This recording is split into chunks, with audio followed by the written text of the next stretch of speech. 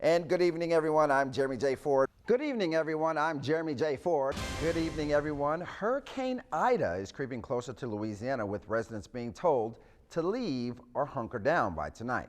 The hurricane is expected to gain strength prior to making landfall, with the storm classified as a Category 2 earlier today.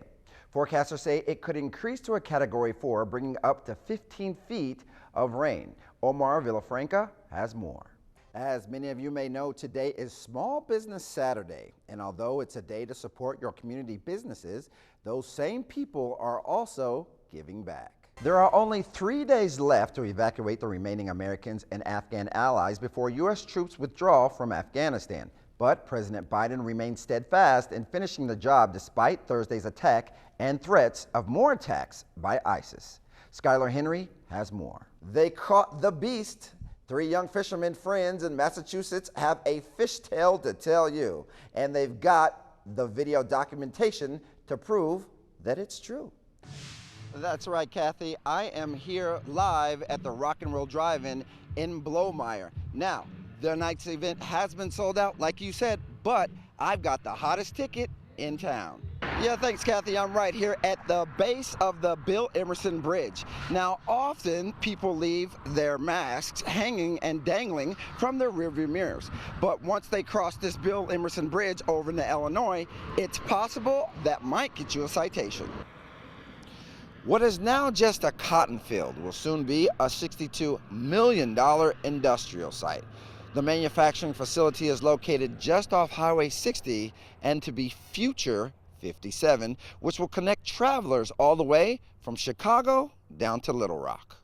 The incident happened here at the 200 block of St. Jude, where once Officer Underfirth arrived, the suspect lit a Molotov cocktail, threw it on him, and caught him on fire.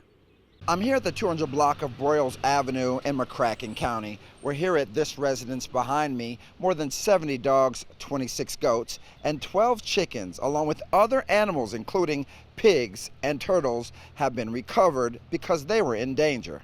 You might not see a lot of folks working outside with the type of rainy weather that we're having like today, but it's these types of available jobs that just might help you make it through the quarantine.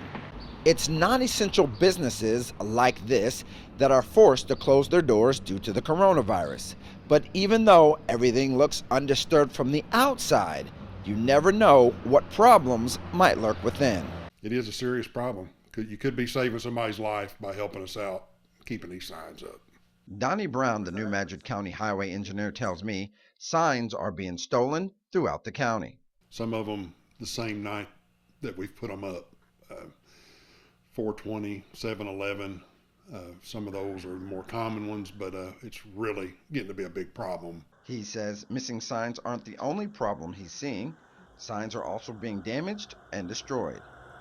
We have people that go out and take target practice on our signs, or just they make them where you can't even read them anymore. Shoot the numbers up, take a baseball bat, for example, knock it all to pieces, knock it over. Fed up, the city decided to reach out to Sheriff Bud Cooper for help.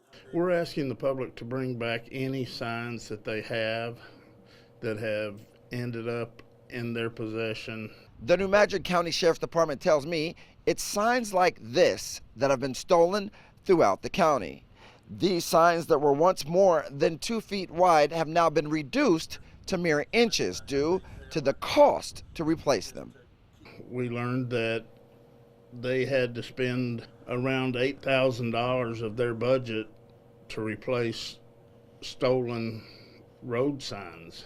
As a solution to get them back, the Sheriff's Department created an amnesty period that started in February and runs through March. So far, they've only received a handful of signs.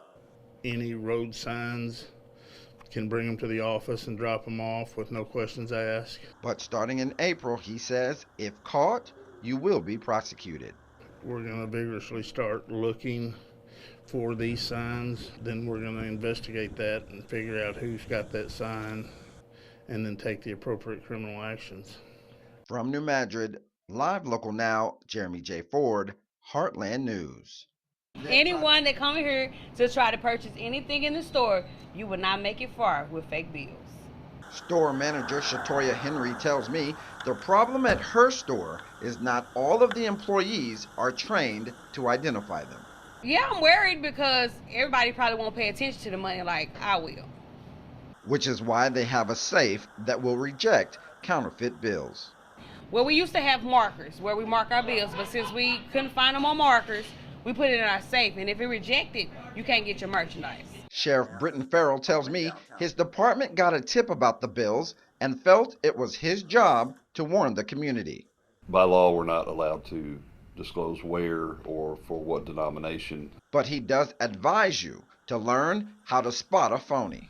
On certain denominations, there's always a rough feature to it. It's not all smooth.